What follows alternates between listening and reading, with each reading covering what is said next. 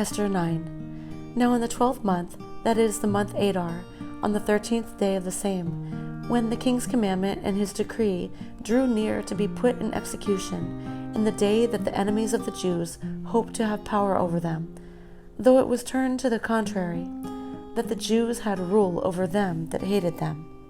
The Jews gathered themselves together in their cities throughout all the provinces of the king Ahasuerus, to lay hand on such as sought their hurt, and no man could withstand them, for the fear of them fell upon all people, and all the rulers of the provinces, and the lieutenants and the deputies, and officers of the king helped the Jews, because the fear of Mordecai fell upon them. For Mordecai was great in the king's house, and his fame went out throughout all the provinces, for this man Mordecai waxed greater and greater. Thus the Jews smote all their enemies with the stroke of the sword, and slaughter and destruction, and did what they would unto those that hated them. And in Shushan the palace the Jews slew and destroyed 500 men. And Parshandatha, and Dalphin, and Aspatha, and Paratha, and Adalia, and Aradatha, and Parshmatha, and Arasai, and Aradai, and Vajesatha, the 10 sons of Haman, the son of Hammedatha, the enemy of the Jews, slew they, but on the spoil laid they not their hand. On that day the number of those that were slain in Shushan the palace was brought before the king. And the king said unto Esther the queen, The Jews have slain and destroyed 500 men in Shushan the palace. And the 10 sons of Haman, what have they done in the rest of the king's provinces? Now what is thy petition? And it shall be granted thee. Or what is thy request further? And it shall be done. Then said Esther, If it please the king, let it be granted to the Jews which are in Shushan to do tomorrow also according unto this day's decree, and let Haman's 10 sons be hanged upon the gallows. And the king commanded it so to be done, and the decree was given at Shushan, and they hanged Haman's 10 sons. For the Jews that were in Shushan gathered themselves together on the 14th day also on the month Adar, and slew 300 men at Shushan, but on the prey they laid not their hand. But the other Jews that were in the king's provinces gathered themselves together, and stood for their lives, and had rest from their enemies, and slew of their foes 75,000, but they laid not their hands on the prey.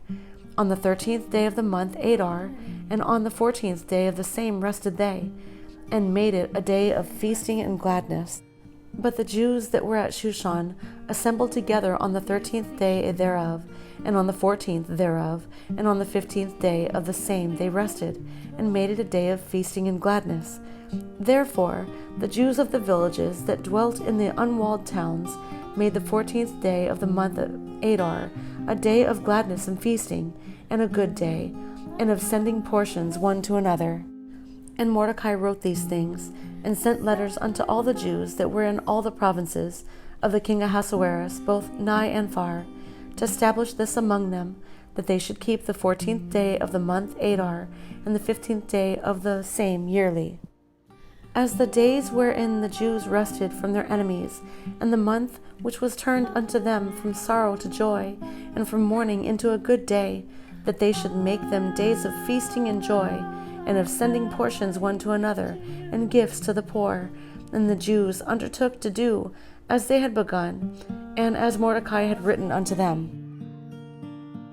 Because Haman the son of Hammedatha the Agagite, the enemy of all the Jews, had devised against the Jews to destroy them, and had cast pur, that is, the lot to consume them, and to destroy them. But when Esther came before the king, he commanded by letters that his wicked device which he devised against the Jews should return upon his own head, and that he and his sons should be hanged on the gallows. Wherefore they called these days Purim, after the name of Pur. Therefore all the words of this letter, and of that which they had seen concerning this matter, and which had come unto them, the Jews ordained and took upon them, and upon their seed, and upon all such as joined themselves unto them, so as it should not fail, that they would keep these 2 days according to their writing, and according to their appointed time every year. and that these days should be remembered and kept throughout every generation, every family, every province, and every city, and that these days of Purim should not fail from among the Jews, nor the memorial of them perish from their seed. Then Esther the queen, the daughter of Abihail, and Mordecai, the Jew, wrote with all authority to confirm this second letter of Purim.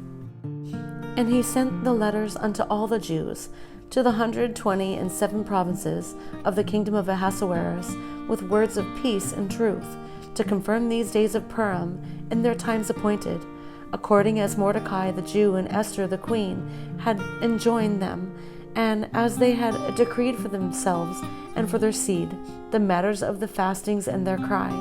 And the decree of Esther confirmed these matters of Purim, and it was written in the book.